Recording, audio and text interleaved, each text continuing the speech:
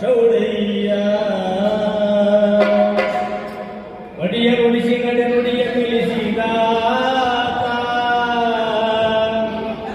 ಮಡಿವಾಳ ಮಾಚಿದೇವ ದರಿಯೊಳಗೆ ಒಕ್ಕಲು ತನವ ತೋರಿದಾತ ಒಕ್ಕಲಿಗರ ಮುದ್ದಯ್ಯ ಶಾರದಾಂಬೆಯ ನಾಲಿಗೆ ಉಳಿಸಿ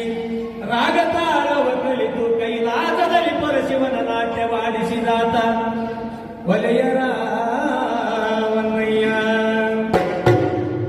ತೊಡೆಯ ಚರ್ಮ ಮಾರಿದು ಪಾದರಕ್ಷೆಗಳ ಮಾಡಿ ಅಣ್ಣ ಬಸವಣ್ಣನಿಗಿದ್ದಾತ